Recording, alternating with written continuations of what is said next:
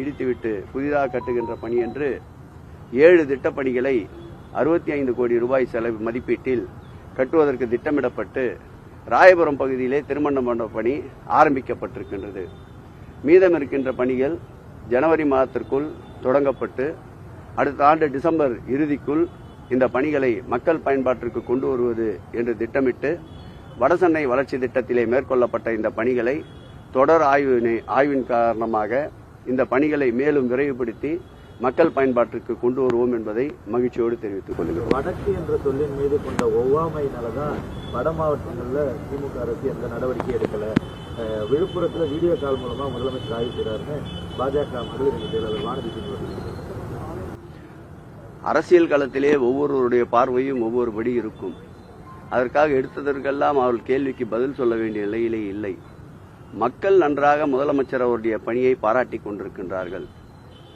பெருமழை வெள்ளம் வந்ததிலிருந்து ஓயாமல் மாண்புமிகு முதலமைச்சர் அவர்களும் துணை முதலமைச்சர் அவர்களும் அதேபோல் அந்தந்த மாவட்டத்தில் இருக்கின்ற அமைச்சர்களும் நாடாளுமன்ற உறுப்பினர், சட்டமன்ற உறுப்பினர், உள்ளாட்சி பிரதிநிதிகள், அரசு துறை சார்ந்த அனுபவம் வாய்ந்த திறமை மிக்க அதிகாரிகள் அனைவரும் களத்திலே நின்று பணியாற்றிக் கொண்டிருக்கின்றார்கள். புயல் எச்சரிக்கை வந்ததிலிருந்து முன்னெச்சரிக்கை நடவடிக்கை என்று பெருமழை வெள்ளத்தின் போது எவ்வளவு பணியாற்ற முடியுமோ அந்த பணியை முன்கூட்டியே மேற்கொண்ட அரசு இந்த அரசு. புயல் மழை வெள்ளம் வந்த பிறகும் வீட்டிலே முடங்கிவிடாமல் வீதிக்கு வந்து மக்கள் குறைகளை கேட்டு முழுமையான நிவாரணம் தேடிக் கொண்டிருக்கின்ற அரசு இந்த அரசு. எதிர்கட்சிகள் என்பது எதிரி கட்சிகளாக இருக்கக்கூடாது. குறைகளை கூறுங்கள், சுட்டிக்காட்டுங்கள், நிவர்த்தி செய்வதற்கு எங்கள் முதல்வர் தயாராக இருக்கின்றார். விமர்சனங்களை கண்டு ஓடி ஒளிபவர் அல்ல. ஆகவே அவர் சுட்டிக்காட்டியபடி இன்னும் அதிகமாக கூடுதல் கவனத்தை செலுத்த இந்த அரசு தயாராக இருக்கிறது.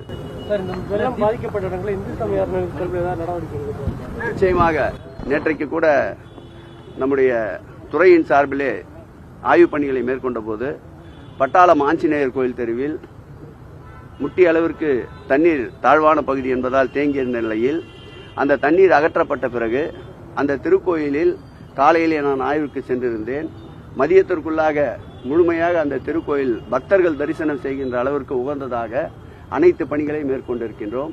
எங்கெல்லாம் வெள்ளம் பாதிக்கப்பட்டதோ அந்த திருக்கோயில் எல்லாம் விரைந்து நடவடிக்கை எடுத்து இயல்பு நிலைக்கு பக்தர்கள் தரிசனத்திற்கு உகந்ததாக மாற்றிக் கொண்டிருக்கின்றோம்.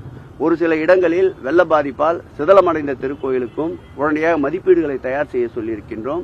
மதிப்பீடுகள் வந்தவுடன் போர்க்கால அடிப்படையில் அதை சரி செய்து பக்தர்களுடைய பயன்பாட்டிற்கு முழுமையாக அர்ப்பணிக்கப்படும்.